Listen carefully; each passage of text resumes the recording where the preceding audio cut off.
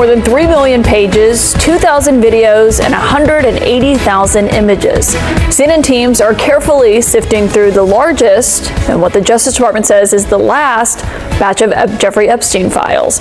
It's an enormous trove of documents, and it includes references to some of the richest and most powerful people on the planet. That includes the current president, a former president, cabinet secretaries, a former prime minister, billionaires, and the list goes on and on and on. The Justice Department says tonight that its job is done. A historic document dump has just concluded. The United States Department of Justice has released what officials are calling the final installment of materials seized from the late financier Jeffrey Epstein, a collection staggering in its scope. We're talking about more than 3 million individual pages of correspondence, legal filings, and investigative materials. That's accompanied by roughly 2,000 video files and approximately 180,000 photographic images. This represents the most extensive disclosure yet in a case that has captivated public attention for years. Teams of journalists and investigators are now working around the clock, combing through this massive archive. What's emerging from these files reads like a who's who of global power structures. The documents contain references to individuals at the absolute pinnacle of wealth and political influence.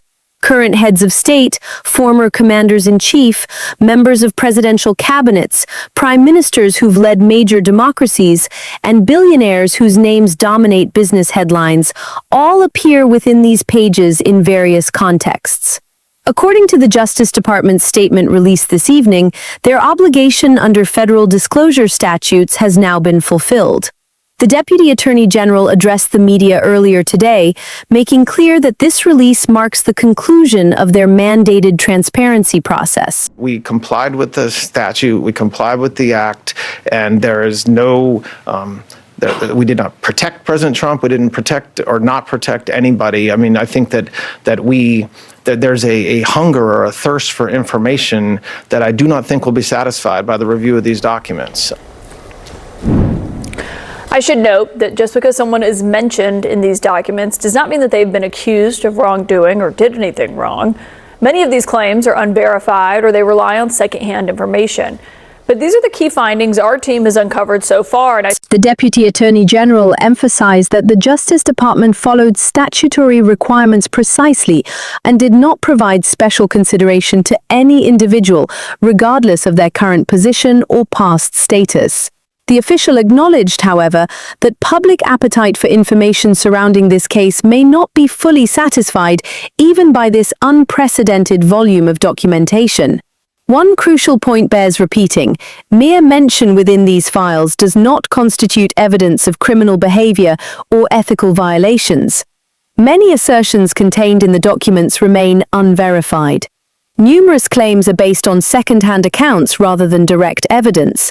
With that critical context established, here's what investigative teams have uncovered so far from the millions of pages released. The current president of the United States, Donald Trump, appears referenced thousands of times throughout the newly disclosed materials.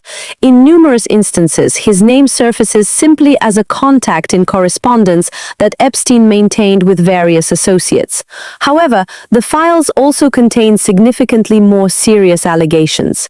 Among the documents is a formal complaint filed by an unnamed woman who accused Trump of sexual assault in 1994 when she was only 13 years old. According to an FBI investigative document, this complainant, identified in legal filings only as Jane Doe, alleged that Epstein expressed anger that Trump had been the person to assault her first, and that Epstein subsequently assaulted her as well. This particular accuser had previously initiated legal proceedings against Trump on multiple occasions, withdrawing each lawsuit before completion. The most recent withdrawal occurred just days before the 2016 presidential election. The president has consistently and categorically denied all such allegations throughout his political career. Also contained within today's document release is an FBI compilation of sexual misconduct allegations related to the president, assembled in August of this year. Many items on this list appear to originate from unverified tips submitted to federal authorities. The purpose and origin of this FBI list remain unclear this evening. More than a dozen separate allegations appear documented within it.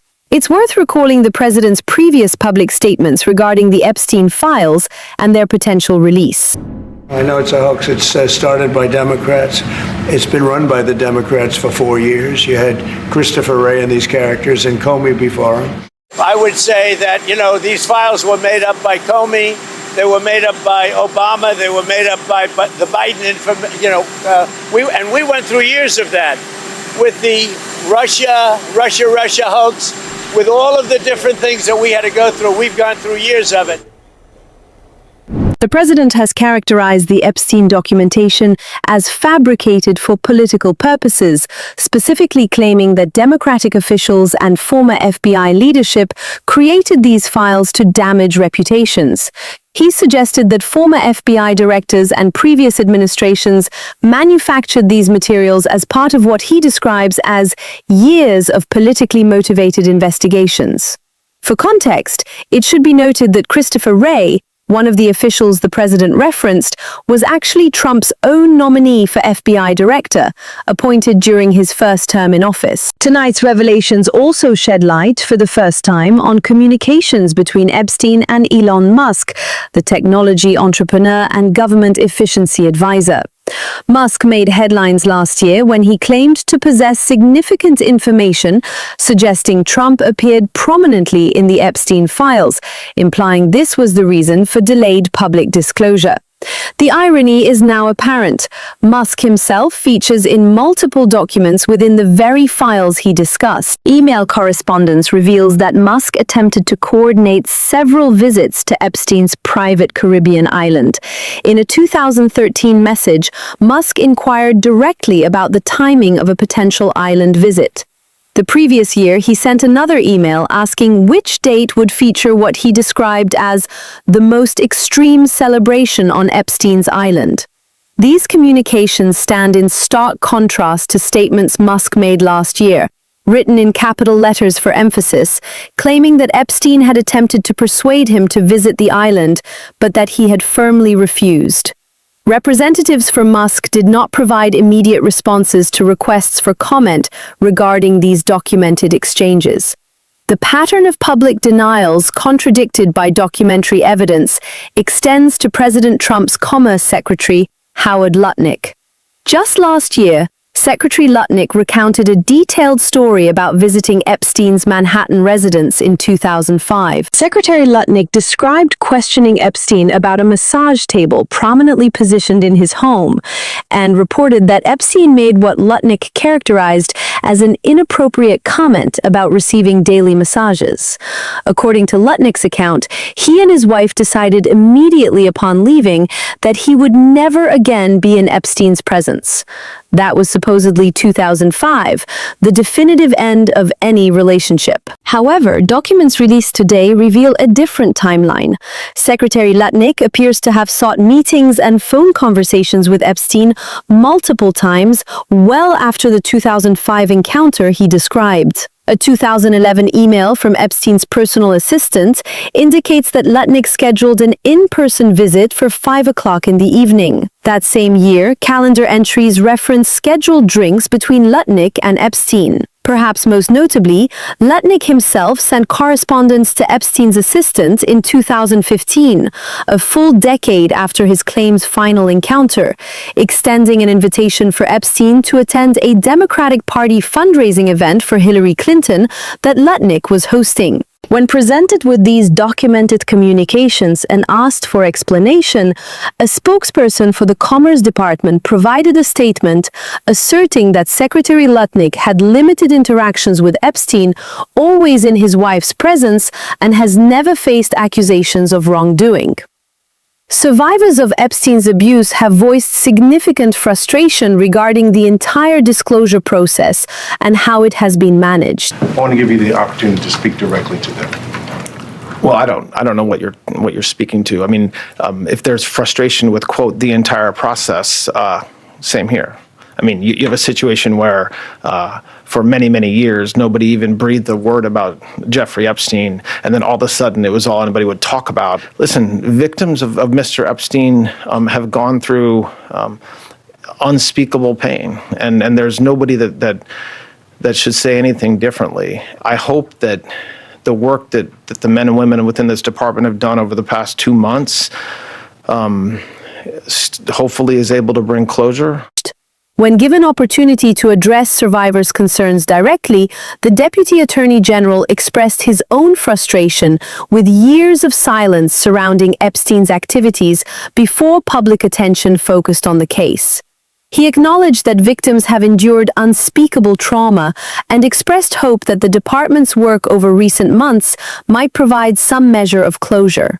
However, survivors themselves are expressing a very different sentiment tonight. Multiple survivors have come forward with anger and disappointment, particularly regarding the fact that their names appeared unredacted in today's document release, despite Justice Department assurances about prioritizing victim privacy. More than a dozen survivors issued a collective statement this evening. Their words are powerful and deserve to be heard in full context. They characterize this latest release as marketed as transparency, while actually functioning to expose survivors once again. They point out that survivor names and identifying details have been made public, while the men who committed abuse against them remain shielded and protected. They call this outrageous. The statement emphasizes that survivors should never be the individuals who are named, subjected to scrutiny, and re-traumatized, while Epstein's enablers continue benefiting from secrecy. They describe this as a betrayal of the very people this process should serve. Among those who signed that statement is Jessica Michaels, who has publicly disclosed that Jeffrey Epstein sexually assaulted her when she was 22 years old. When asked whether today's release provides the closure the Deputy Attorney General referenced, Ms. Michaels made clear there is no sense of resolution whatsoever. She presented physical documentation from the files, an FBI Form 302, which is the Bureau's standard interview documentation. The document was 7 pages long, but 4 of those pages were almost entirely blacked out through the redaction process. While the victim's name was appropriately redacted, massive portions of text remained concealed for unexplained reasons. Ms. Michaels emphasized this represents the opposite of transparency. She noted that in some cases, entire pages were redacted except for a survivor's name, the one element that should have been protected. Ms. Michaels described the work as incompetent and sloppy. She suggested that if any employee in any profession performed their duties with this level of carelessness, they would face termination. She characterized the Justice Department's execution of this task as egregiously and horrifically done. When asked what questions she would have posed at today's Justice Department press conference, Ms. Michaels said she would have demanded explanation for what information was concealed on those nearly blank pages. She pointed out the logical contradiction. The Deputy Attorney General stated there is no list of perpetrators, no treasure trove of names, yet entire pages remain redacted. She noted that no survivor's name could possibly require that volume of redaction. These FBI 302 forms document victim interviews following complaint filings. They contain the survivor's detailed account of what occurred. Ms. Michaels argues that if there truly is nothing to hide, as officials claim, then there should be no justification for pages that are essentially blank due to redaction. She emphasized wanting to ask directly, what is being protected? What information has been concealed? For months, officials have suggested these files contain nothing significant, but the extensive redactions tell a different story. If there's genuinely nothing there, she asks, what exactly required concealment? The contrast could not be starker between official statements about transparency and closure and the lived reality of survivors who see their identities exposed while alleged perpetrators and enablers remain shielded. Between claims that these files reveal everything and pages so heavily redacted they communicate nothing, between assurances of privacy protection and names of traumatized individuals appearing unredacted in public documents. This is the reality of today's historic document release. massive in scale, complex in content, and deeply troubling in execution. The full truth of Jeffrey Epstein's network and the powerful individuals who enabled or participated in his crimes may still remain hidden within those blacked-out pages. And survivors, once again, are left asking why they must be the ones exposed, while those in power remain protected. That brings us to the end of today's coverage. This story is far from over. As journalists continue analyzing millions of pages still being reviewed, more revelations are likely to emerge in the coming days and weeks. The questions raised by survivors about transparency, accountability, and whose privacy truly matters deserve answers that haven't yet been provided. If you found this detailed breakdown valuable, please hit the like button and subscribe to this channel for more comprehensive news analysis and investigative reporting. I want to hear your perspective on this in the comments below. Do you believe the Justice Department's handling of these files represents genuine transparency? Or does it look more like selective protection of powerful individuals? Should there be an independent review process when victim identities are exposed while alleged perpetrators remain shielded? And what does it say about accountability when survivors can point to documented contradictions between officials' public denials and their actual communications with Epstein? I'm genuinely interested in your thoughts on these questions. The Epstein case has always raised uncomfortable questions about power, access, and justice. Today's release hasn't answered those questions. In many ways, it's made them more urgent. Stay informed, stay critical, and keep demanding answers. See you in the next one.